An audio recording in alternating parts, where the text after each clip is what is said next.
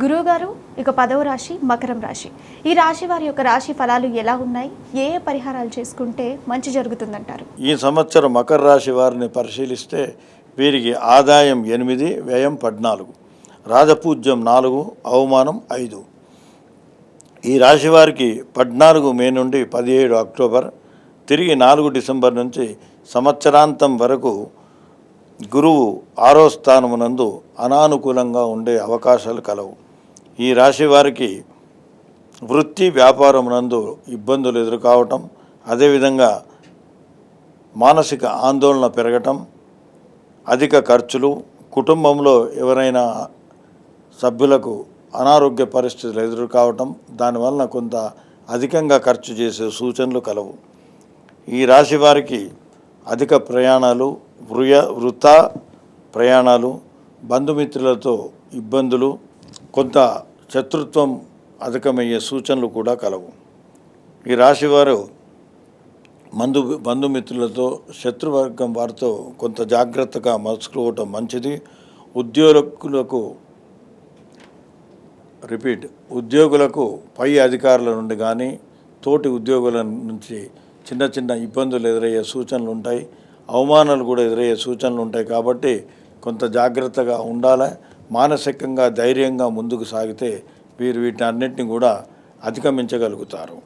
ఈ రాశివారు ప్రతిరోజు 16 సార్లు గురుగ్రహ స్తోత్రాన్ని పఠించండి. అదేవిధంగా మీకున్నప్పుడల్లా దగ్గరలో ఉన్నటువంటి దైవక్షేత్రాన్ని సందర్శించండి. ఇబ్బందుల నుంచి కొంత ఉపశమనం పొంది విజయ దశలో ముందుకు సాగే అవకాశాలు మెరుగవుతాయి.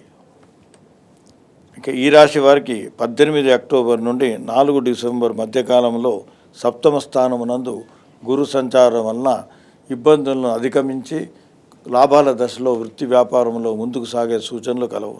ఆరోగ్యపరంగా మంచి అనుకూలంగా ఉంటుంది. బంధుమిత్రుల సహాయ సహకారాలు అందటం, వీరు తలపెట్టిన కార్యాలందు లాభాలని, విజయాన్ని పొందగలిగే అనుకూల పరిస్థితులు ఎదురవుతాయి. అంతేకాకుండా ఈ రాశి వారికి ఈ కాలంలో ఆరోగ్యపరంగా కొంచెం మెరుగైన పరిస్థితులు ఉంటాయి. ఉద్యోగస్తులకు ఇంక్రిమెంట్లు, ప్రమోషన్లు వచ్చే సూచనలు కూడా కలవు. అధికారుల వల్ల మన్నన పొందటం, బంధుమిత్రుల ఆగమనము, అవివాహితులకు వివాహం అయ్యే సూచనలు కూడా కలవు. ఇక ఈ రాశి వారికి సంవత్సరాంతము 3వ స్థానమునందు శని సంచారం కూడా కొంత అనుకూలంగా ఉంటుంది.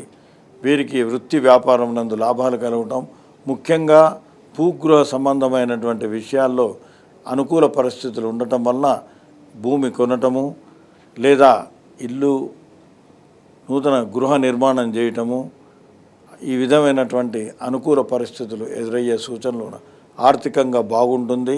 బంధుమిత్రుల సహాయ సహకారంలో అందుబాటులోకి వస్తాయి.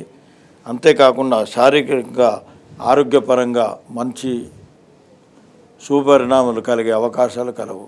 రావాల్సిన బాకీలు వసూలు కావటం, ఆర్థికంగా మంచి లాభాల దిశలో ముందుకు సాగే సూచనలు కలవు.